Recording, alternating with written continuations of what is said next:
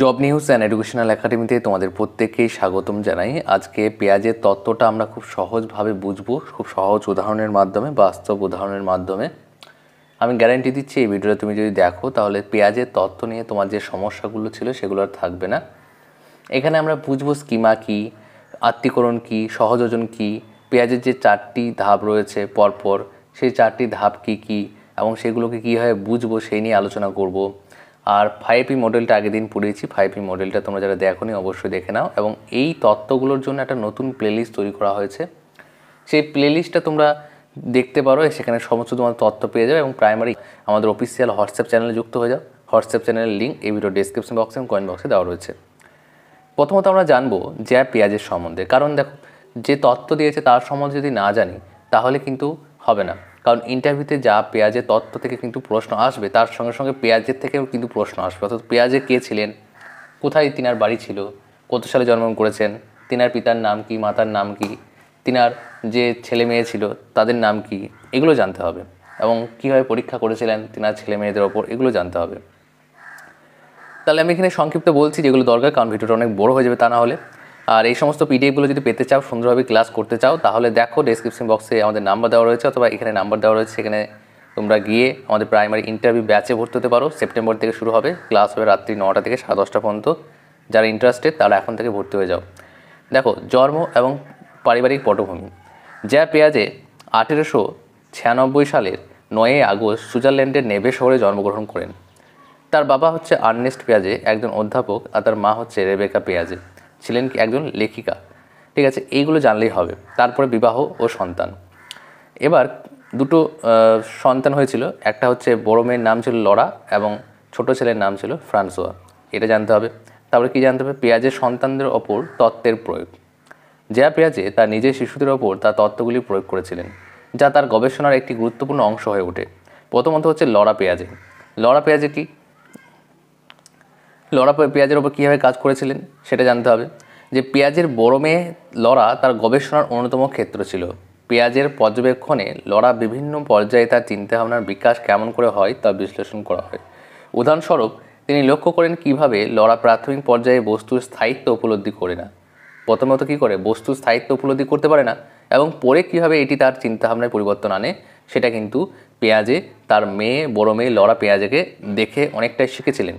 অর্থাৎ তিনি যে প্রয়োগটা করেছিলেন সেটাতে কিন্তু লরা পেঁয়াজের অনেক বড় একটা ভূমিকা ছিল। তারপরে ফ্রান্সোয়া পেঁয়াজে। পেঁয়াজের ছোট ছেলে ফ্রান্সোয়া তার গবেষণার একটি অংশ ছিল। পেঁয়াজে তার বিকাশগত পর্যায়গুলি বিশ্লেষণ করে দেখেন কীভাবে শিশুর চিন্তাভাবনার ধরন পরিবর্তিত হচ্ছে।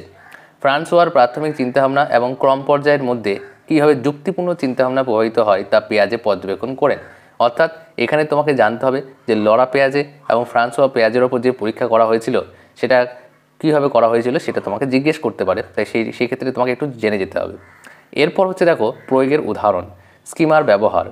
স্কিমার ব্যবহারটা আমরা আগে জেনে নেব যে স্কিমা কী, আত্তীকরণ কী, তারপরে তোমাদের অ্যাকোমোডেশন কী, এগুলো জেনে নিই, তারপরে এই জায়গাটাতে আসছি। তাহলে নিচে দেওয়া রয়েছে দেখো স্কিমা। স্কিমা সম্বন্ধে যেটা জানতে হবে তোমাকে, যে স্কিমা যে ধারণাটি সেটা প্রথম কার দ্বারা পরিচিতি লাভ করে সেটা জানতে হবে। মনোবিজ্ঞানী অর্থাৎ বার্টলেটের দ্বারা প্রথম স্কিমার যে ধারণাটি সেটা কিন্তু পরিচিত হয়। তিনি 1930-এর দশকে এই ধারণাটি উন্নয়ন করেন, যা পরবর্তীতে জ্যা পেঁয়াজের কাজের মাধ্যমে ব্যাপকভাবে পরিচিতি লাভ করে। স্কিমা হলো তথ্য সংগঠিত করা একটি মানসিক কাঠামো যা নতুন অভিজ্ঞতাকে বোঝার জন্য ব্যবহৃত হয়। তাহলে স্কিমাটা কী জিনিস? স্কিমা হচ্ছে একটা তথ্য সংগঠিত করা একটি মানসিক কাঠামো। জিজ্ঞেস করা হয় স্কিমা কী, তাহলে তুমি কিন্তু এইটুকু বললেই তোমার হয়ে যাবে। স্কিমা হলো তথ্য সংগঠিত করার একটি মানসিক কাঠামো যা নতুন অভিজ্ঞতাকে বোঝার জন্য ব্যবহৃত হয়। এটাই আসলে স্কিমা, অত বড় করে সংজ্ঞ বলার কোনো প্রয়োজন নেই। এবার স্কিমাটা তোমাকে যদি বোঝাতে বলে তাহলে কীভাবে বোঝাবে সেটার জন্য তোমাকে উদাহরণটা তো জানতে হবে। তাহলে উদাহরণ আমি দিয়েছি, ঠিক আছে। স্কিমা বোঝাতে একটা সহজ উদাহরণ আমি তোমাদেরকে দিয়েছি ফল নিয়ে। এখানে একটা জায়গায় মিস্টেক রয়েছে, সেই মিস্টেকটা আমি একটু পর তোমাদেরকে বলছি। ফল হচ্ছে প্রথম স্কিমা। তুমি ছোটোবেলায় জানো যে আপেল একটি ফল, তুমি জানো ফল হলো সাধারণত খেতে ভালো, গোলাকার এবং রঙিন। অর্থাৎ তুমি আগে খেয়েছো এবং তুমি এই অভিজ্ঞতাগুলো পেয়ে গেছো, ঠিক আছে। একটু আগে কি বললাম স্কিমার যে সংজ্ঞা, স্কিমা হলো তথ্য সংগঠিত করার একটি মানসিক কাঠামো যা নতুন অভিজ্ঞতাকে বোঝার জন্য ব্যবহৃত হয়। নতুন যে অভিজ্ঞতা সেটাকে বোঝার জন্য ব্যবহৃত হয়। তুমি অলরেডি জানো যে আপেল হচ্ছে একটা ফল এবং ফল সাধারণত খেতে ভালো এবং গোলাকার রঙিন, এরকম তুমি জানো, ঠিক আছে। এটা তোমার অলরেডি মাথার মধ্যে রয়েছে। তুমি নতুন একটি ফল দেখো, যেমন পেয়ারা, পেয়ারা একটা ফল দেখো, এক ধরনের ফল, সেটা কিন্তু সবসময় গোলাকার হয় না, অনেক রকম আকৃতি হতে পারে, এটি আকারে ভিন্ন হয় এবং সবুজ হয়। এবার কী হলো, স্কিমাটা তোমার সম্প্রসারণ হয়ে গেল, তুমি বুঝতে পারলে যে পেয়ারাও একটি ফল, যদিও একটি আপেলের মতো দেখতে নয়, তুমি তোমার ফলের যে স্কিমা সেটা কিন্তু আপডেট করে ফেললে। এতে কী হলো, যে তোমার যে আপডেট করার ফলে অন্যান্য যে ফলগুলো ছিল তোমার মাথায়, সেই ফলগুলোর মধ্যে কিন্তু ওই ফলটাও অন্তর্ভুক্ত হয়ে গেল। এইভাবে স্কিমা হলো একটি ধারণার মতো, যা আমাদের অভিজ্ঞতাকে বুঝতে সাহায্য করে এবং নতুন অভিজ্ঞতার সাথে মিলিয়ে নেয়। আশা করি বুঝতে পারছো। আত্তীকরণ বা অ্যাসিমিলেশন। এবার দেখো একটু আগে কি বললাম, যে স্কিমা সম্প্রসারণ হলে দুটো ঘটনা ঘটে, একটা হয় অ্যাসিমিলেশন আর একটা হয় অ্যাকোমোডেশন। এই অ্যাসিমিলেশন মানে আত্তীকরণ, অ্যাকোমোডেশন মানে হচ্ছে সহযোজন। এবার তোমাকে দুটোই মনে রাখতে হবে, কারণ অনেক সময় ইন্টারভিউ রুমের মধ্যে তোমাকে জিজ্ঞেস করতে পারে যে আত্তীকরণ কী, আত্তীকরণের যে ইংরেজিটা আছে সেটা বলুন, তখন তোমাকে বলতে হবে। আত্তীকরণ বিষয়টা খুব সহজ বিষয়। কী বিষয় দেখে নাও, উদাহরণ দিয়েছি। প্রথমত হচ্ছে, যদি একটি শিশু জানে যে গোল হলো একটি বল, অর্থাৎ একটা শিশু জানে যে বল মানে গোল, যে কোনো জিনিস গোল হলে সেটা বল, তাহলে সে একটি নতুন বল দেখলে সেটা গোল হিসেবে চিনবে। অর্থাৎ তাকে যদি অন্য কিছু দেখাও, তাহলে কিন্তু সেটা বল হলেও সেটা তার কাছে বল নয়, কারণ সে এটা জানে যে গোলটা হচ্ছে বল। এটি হচ্ছে আত্তীকরণ, যেখানে পরিচিত ধারণা নতুন ধারণার সাথে মেলে। হ্যাঁ, এবং আর একটা উদাহরণ হচ্ছে, দেখো যে পুরনো ধারণা, দেখো স্কিমা। তুমি জানো যে কুকুর হলো একটা পোষা প্রাণী, কুকুর সাধারণত 4টি পা আছে, লোম আছে, শরীরে ঘেউ ঘেউ করে, এইটা তুমি জানো, তোমার মধ্যে এইটা অভিজ্ঞতাটা রয়েছে। কিন্তু একটা নতুন পোষা প্রাণী, তুমি একটা নতুন পোষা প্রাণী দেখেছো, যেমন গিন্নি, এক ধরনের পোষা প্রাণী যা দেখতে কুকুরের মতো কিন্তু কিছুটা ছোট এবং মিউ মিউ করে, বিড়ালের মতো। আত্তীকরণ কী হচ্ছে, তুমি গিন্নিকে কুকুরের মতো দেখতে পাও, তাই তুমি এটিকে তোমার পুরনো ধারণার, অর্থাৎ কুকুরের যে স্কিমাটা তোমার মধ্যে অন্তর্ভুক্ত ছিল তার মধ্যে অন্তর্ভুক্ত করো। তুমি বুঝতে পারো যে গিন্নিও একটি পোষা প্রাণী, কিন্তু একটু আলাদা ধরনের। ঠিক আছে, প্রথম যে উদাহরণটা দিলাম সেটা হয়তো তোমরা অতটা বুঝতে পারোনি, দ্বিতীয় উদাহরণে বুঝতে পারবে বলে আমি আরেকটা উদাহরণ দিলাম। এটা আত্তীকরণ বলা হয়। এবার সহযোজন বা অ্যাকোমোডেশনটা কি সেটা জেনে নাও। উদাহরণ যে দুটো দিয়েছি তার মধ্যে প্রথম উদাহরণটাই তুমি বুঝতে পারবে। দেখো, যদি সেই একই শিশু, অর্থাৎ সেই শিশুটাই একটি নতুন ধরনের গোল বল দেখে, অর্থাৎ একটু আগে কী বললাম, গোল দেখলেই সে বলছিল সেটা হচ্ছে একটা বল, কিন্তু সে যদি এমন একটা বল দেখে যেটা হচ্ছে উড়ন্ত হয়, মানে অনেক বল আছে এগুলো অপর দিকে ছুড়ে দেওয়া যায়, তখন সে বুঝতে পারে যে সব গোল বল একই রকম নয়। সে তার চিন্তাভাবনায় পরিবর্তন এনে নতুন প্রকারের বলের ধারণা গ্রহণ করে, অর্থাৎ বলের যে স্কিমা, তাদের মধ্যে যে বলের যে ধারণা, যে স্কিমাটা রয়েছে সেটা কিন্তু আপডেট হয় এবং এইভাবে সহযোজন হয়। তাহলে বুঝতে পারলে এই বিষয়গুলো আরও সুন্দরভাবে বুঝতে পারবে ধীরে ধীরে যতটা আমি এগিয়ে যাব। এমূলক বিকাশের স্তরটি 4টে ভাগে ভাগ করা হয়েছে। জ্ঞানমূলক বিকাশের জনককে যদি জিজ্ঞাসা করা হয় তাহলে কি বলবে, পেঁয়াজের। জ্ঞানমূলক বিকাশ হলো সেই প্রক্রিয়া যা দ্বারা মানুষের চিন্তাভাবনা, উপলব্ধি এবং জ্ঞান অর্জনের ক্ষমতা ধাপে ধাপে উন্নত হয়। এটি মানসিক দক্ষতা, যেমন স্মরণ করা, চিন্তা করা, সমস্যা সমাধান করা এবং নতুন ধারণা গঠন করার ক্ষমতাকে উন্নয়নের প্রক্রিয়া। উদাহরণ দেওয়া হয়েছে জ্ঞানমূলক বিকাশের। শিশুদের চাওয়ার প্রক্রিয়া। একটি শিশু প্রথমে কেবলমাত্র অল্প কিছু শেখে এবং ক্রমে ভাষা, গণনা এবং জটিল চিন্তা করতে সক্ষম হয়। প্রথম পদক্ষেপ, একটি শিশু প্রথমে শুধুমাত্র খেলার মাধ্যমে জ্ঞান অর্জন করে, তারপর বড় হয়ে এটি যুক্তি এবং বিশ্লেষণের মাধ্যমে সমস্যার সমাধান করতে শেখে। জ্ঞানমূলক বিকাশ মানে হলো নতুন অভিজ্ঞতা এবং শেখার মাধ্যমে চিন্তার ক্ষমতা বৃদ্ধি। তাহলে তোমাকে যদি জিজ্ঞেস করে যে জ্ঞানমূলক বিকাশের সংজ্ঞাটা বলো, তুমি তখন এইটুকু বলবে, আর কিছু বলার দরকার নেই। ঠিক আছে, এবার কী কী স্তরগুলো রয়েছে সেগুলো তোমাকে জানতে হবে এবং কোন পর্যায়ে সেগুলো জানতে হবে। 4টে স্তর তো অবশ্যই মুখস্থ রাখতে হবে এবং 4টে স্তর কীভাবে মনে রাখবে তার একটা আমি শর্ট ট্রিক তোমাদেরকে আমি টেলিগ্রামে বলে দেবো। টেলিগ্রামে যুক্ত হয়ে যাও এবং হোয়াটসঅ্যাপ চ্যানেলে যুক্ত হয়ে যাও। তোমরা যারা এখন পর্যন্ত হোয়াটসঅ্যাপ চ্যানেলে যুক্ত হওনি অবশ্যই যুক্ত হয়ে যাও, কারণ টেলিগ্রাম হঠাৎ করে যে কোনো মুহূর্তে বন্ধ হয়ে যেতে পারে। সংবেদন সঞ্চালনমূলক স্তর, জন্ম থেকে 2 বছর। প্রাক সক্রিয়তার স্তর 2 বছর থেকে 7 বছর। মূর্ত সক্রিয়তার স্তর 7 বছর থেকে 11 বছর। যৌক্তিক সক্রিয়তার স্তর 11 বছর থেকে 18 বছর। অবশ্যই পেঁয়াজের সনাতন ধাপগুলো সহজ ভাষা এবং উদাহরণের মাধ্যমে ব্যাখ্যা করি। দেখো, এবার চলো সংবেদন সঞ্চালনমূলক স্তর, সঞ্চালকমূলক স্তর। দেখো, সময়সীমা কত? সময়সীমা জন্ম থেকে 2 বছর। ইংরেজিতে কী বলে, সেন্সরি মোটর স্টেজ বলা হয়। বোধ, এই বয়সে শিশুরা তাদের সেন্সরি অভিজ্ঞতা, যেমন দেখা, শোনা, ছোঁয়া এবং শারীরিক কার্যকলাপের মাধ্যমে পরিবেশ বুঝতে শেখে। উদাহরণ, এটি নবজাতক তার হাত দিয়ে সব কিছু ধরতে চেষ্টা করে মুখে নিয়ে যায় যাতে সেই বিষয়টি বুঝতে পারে। আত্মকেন্দ্রিকতা, এগুলো হচ্ছে বৈশিষ্ট্য। তাহলে এই সংবেদন সঞ্চালনমূলক স্তরের যে বৈশিষ্ট্যগুলো আমি বলছি, এগুলো 2-1টা অবশ্যই মনে রাখতে হবে এবং সেটা উদাহরণের সঙ্গে বোঝাতে হবে। তোমাকে যদি বলে যে এই যে কোন স্তরে আত্মকেন্দ্রিকতা দেখা যায়, তুমি বলবে সংবেদন সঞ্চালনমূলক স্তরে, সেন্সরি মোটর স্টেজে। তাহলে জিজ্ঞেস করবে যে আত্মকেন্দ্রিকতা কী জিনিস, তুমি বুঝিয়ে বলো। তখন কি বলবে, একটা উদাহরণ দিতে হবে। আত্মকেন্দ্রিকতা মানে হলো একটি মানসিক অবস্থা যেখানে একজন ব্যক্তি নিজেকে কেন্দ্র করে চিন্তা করে এবং মনে করে অন্যরা তার মতোই ভাবছে বা অনুভব করছে, এটাকে বলা হচ্ছে আত্মকেন্দ্রিকতা। তোমরা কোনো বইয়ে এইভাবে সুন্দর ভাষায় পাবে না, এগুলো আমাদের সমস্ত কিছু নিজের তৈরি। আর আমাদের যে বইটা প্রকাশিত হবে সেটা কিন্তু আমাদের পুরোপুরি নিজের তৈরি হবে এবং সেখানে সমস্ত কিছু সহজভাবে ব্যাখ্যা করা হবে বাস্তব উদাহরণ দিয়ে। শিশুরা এই স্তরে সাধারণত বুঝতে পারে না যে অন্যদের চিন্তা, অনুভূতি এবং অভিজ্ঞতা তাদের নিজস্ব থেকে ভিন্ন হতে পারে। উদাহরণ, একটি শিশু যদি ভাবে যে যে কোনো ব্যক্তি তার পছন্দের খাবার বা খেলনার প্রতি ঠিক তার মতোই আগ্রহী হবে, তখন তা হবে আত্মকেন্দ্রিকতা। শিশুটি এভাবে মনে করে যে অন্যদের অনুভূতি ও চিন্তা তার নিজের মতোই। তারপর তৃতীয় নম্বরের বৈশিষ্ট্য কি, বস্তুর স্থায়িত্ব সম্পর্ক না থাকা, অর্থাৎ বস্তু যে স্থায়িত্ব রয়েছে এই সম্পর্কে ধারণাটা না থাকা। বোঝায় যে শিশুরা বিশ্বাস করে একটি বস্তু অদৃশ্য হলে তার আর অস্তিত্ব নেই। কিভাবে এটা হয় দেখে নাও, উদাহরণ দেখে নাও। যদি একটি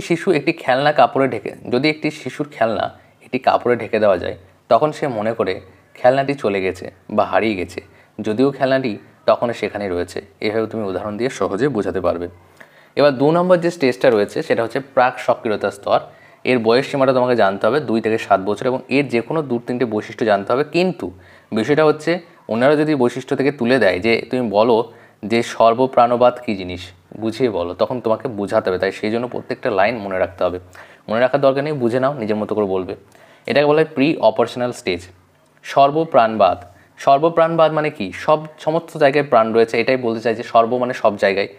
সর্বপ্রাণবাদ হলো একটি ধারণা যেখানে শিশুরা বিশ্বাস করে যে সব বস্তু, এমনকি নন লিভিং, অর্থাৎ নন লিভিং মানে হচ্ছে খেলনা, গাছ, যেগুলো জড় বস্তু, তার মতো জীবন্ত এবং অনুভূতি রয়েছে। শিশু মনে করে যে তার খেলনার গাড়ি ক্ষুধার্ত হতে পারে বা তার পুতুল বোরিং ফিল করতে পারে, অর্থাৎ তার পুতুলেরও কিন্তু দুঃখ, কষ্ট এবং বোরিং লাগতে পারে। হ্যাঁ, বিলম্বিত অনুকরণ যেটা হচ্ছে পূর্বে দেখা ঘটনা বা কাজকে পুনরাবৃত্ত করার ক্ষমতা। আর একটা কি, বিলম্বিত অনুকরণ করা, এটা একটা বৈশিষ্ট্য। পূর্বে দেখা ঘটনা বা কাজকে পুনরাবৃত্ত করার ক্ষমতা, মা বাবার মতো আচরণ করে যা সে তার পরিবারে দেখেছে। রূপক অভিনয় হলো যখন শিশুরা বাস্তব থেকে ভিন্ন কল্পনাশীল অবস্থায় নিজেকে সাজায় বা অন্য কিছু হওয়ার ভান করে। উদাহরণ, একটি শিশু যে তার খেলনা দিয়ে ডাক্তার হওয়ার ভান করে এবং পুতুলকে চিকিৎসা করে, তার রূপক অভিনয়ের উদাহরণ। অঙ্কন, এটা একটা বৈশিষ্ট্য, কল্পনা এবং অনুভূতির কাগজে আঁকা। সেই জন্য দেখবে যে প্রি প্রাইমারি মজারু বইটা অনেক বেশি রঙিন করা হয়েছে। কেন? তার কারণ হচ্ছে শিশুরা রঙের প্রতি বেশি আকৃষ্ট হয়, সেই জন্য রঙের প্রতি আকৃষ্ট হয়ে যাতে তারা সহজে কর্মপত্র দেখে আকৃষ্ট হতে পারে। উদাহরণ হচ্ছে, একটি শিশু তার কল্পনায় পোকেমন বা অন্যান্য কাল্পনিক চরিত্র আঁকতে পারে। একটি কাল্পনিক পাখির চিত্র আঁকে বা বাস্তবে নেই, কিন্তু শিশুর কল্পনায় রয়েছে। কৃত্রিমতা, সব কিছু মানুষের সৃষ্টি বলে মনে করে, অর্থাৎ কৃত্রিমতা, বাচ্চাদের মধ্যে এই বয়সে কৃত্রিমতা সৃষ্টি হয়, অর্থাৎ সব কিছু মানুষের সৃষ্টি বলে মনে করে। উদাহরণ হচ্ছে, শিশু মনে করে যে গাছ, পাহাড়, নদী সবই মানুষ তৈরি করেছে। কিছু স্পেলিং মিস্টেক রয়েছে, মানে সেগুলো আমরা ঠিক করে নেব। এখন জাস্ট এই পিডিএফগুলো একটু তাড়াতাড়ি তৈরি করা হয়েছে, সেই জন্য ভুল হয়েছে।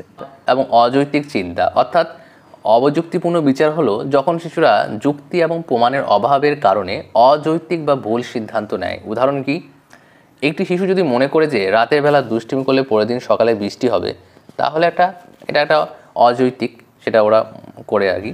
মূর্ত সক্রিয়তার স্তর, কংক্রিট অপারেশনাল স্টেজ। বয়স সীমাটা মনে রাখতে হবে 7 বছর থেকে 11 বছর। এখানে কি বৈশিষ্ট্য দেখা যায়, বৈশিষ্ট্যগুলোকে উদাহরণ সাহায্যে ব্যাখ্যা করতে হবে।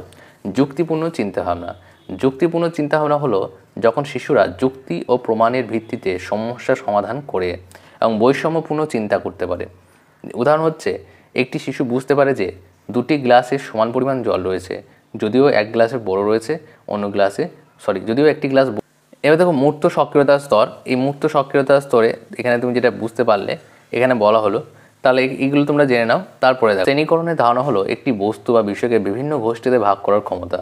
উদাহরণ, একটি শিশু যদি বুঝে যে আপেল, কলা, কমলা সব ফলের মধ্যে পড়ে, তাহলে এটি শ্রেণীকরণের ধারণা। এছাড়া একটি শিশু যদি জানে যে কুকুর, বিড়াল, ঘোড়া সবগুলো প্রাণী, এগুলো এক কাতারে পড়ে, তবে এটি শ্রেণীকরণের ধারণা। সংখ্যা ও গণনা সম্পর্কে স্পষ্ট ধারণা। এই বয়সে কিন্তু উদাহরণ হচ্ছে, একটি শিশু 10টি আপেল গুনতে পারে, সংখ্যার মোট পরিমাণ বোঝে। এবার শেষ যে স্তরটি রয়েছে সেটা যৌক্তিক সক্রিয়তার স্তর, যাকে বলে ফর্মাল অপারেশনাল স্টেজ। বয়সসীমা হচ্ছে 11 বছর থেকে 18 বছর। বিমূর্ত চিন্তার ক্ষমতা, এই বিমূর্ত চিন্তন মানে কি? যুক্তি ও ধারণাকে বিমূর্তভাবে ভাবতে পারে। উদাহরণ হলো, একটি কিশোর যদি ভাবতে পারে যে এটি যদি ঘটে তাহলে সেটা হবে, সেটা কি হবে, তাহলে এটি বিমূর্ত চিন্তার উদাহরণ। যেমন হচ্ছে প্রকল্প গঠন, যে যে একটা আইডিয়া বা তথ্য একত্রিত করে একটি পরিকল্পনা তৈরি করার ক্ষমতা। আর একটা হচ্ছে একটি কিশোর যদি পরিকল্পনা করে আগামী গ্রীষ্মে একটি স্কুল ক্লাব শুরু করার জন্য আমি কি কি পদক্ষেপ নেব, তাহলে এটি প্রকল্প গঠনের উদাহরণ। কার্যকরণ ব্যাখ্যা, একটি ঘটনা বা পরিস্থিতির কারণ বা পরিণতি বোঝা। দেখো, যদি একজন কিশোর জানে যে নিয়মিত পড়াশোনা করলে ভালো রেজাল্ট পাওয়া যাবে, তাহলে সে পড়াশোনার গুরুত্ব বুঝতে পারে। ভবিষ্যৎ সম্পর্কে চিন্তা, এগুলো বৈশিষ্ট্য। ভবিষ্যতের পরিকল্পনা এবং কল্পনা করা, একটি কিশোর তার ভবিষ্যৎ পেশা বা শিক্ষাগত লক্ষ্য সম্পর্কে চিন্তা করতে পারে। সম্ভাবনা নির্ণয়, সম্ভাবনা নির্ণয় হলো সম্ভাব্য ফলাফল বা পরিস্থিতির মধ্যে তুলনা করে সেরা সিদ্ধান্ত নেওয়া। উদাহরণ হচ্ছে, একটি কিশোর যদি দুটি ভিন্ন গ্রীষ্মকালীন কর্মশালার মধ্যে নির্বাচিত করতে চায়, একটি আর্টস শেখার সুযোগ থাকে এবং অন্যটির সায়েন্স প্রকল্প কাজ করার সুযোগ থাকে, তাহলে সে চিন্তা করে কোনটি তার ভবিষ্যতের জন্য আরও উপকারী হবে। এটি সম্ভাবনা নির্ণয়ের উদাহরণ। এইভাবে প্রতিটি স্তর শিশুর বিকাশের বিভিন্ন দিক বর্ণনা করে এবং তাদের চিন্তা করার ক্ষমতা ধাপে ধাপে বৃদ্ধি পায়। দ্বিতীয় পর্বে আলোচনা হবে এই বিষয়গুলো থেকে কীভাবে সিচুয়েশন বেস প্রশ্ন আসতে পারে। অর্থাৎ আমি এখানে যেগুলো বললাম পেঁয়াজের তত্ত্ব, এখান থেকে তোমাদের কী কী সিচুয়েশন বেস প্রশ্ন আসতে পারে সেটা নিয়ে নেক্সট ভিডিওতে আলোচনা করব। তোমরা যারা দেখলে আর যারা প্রাইমারি ইন্টারভিউ ব্যাচে ভর্তি হতে চাও, তোমরা অবশ্যই এই নাম্বারে কন্ট্যাক্ট করো 8945879829। আজকের মতো এতটুকুই, নেক্সট ভিডিওতে আবারও দেখা হচ্ছে।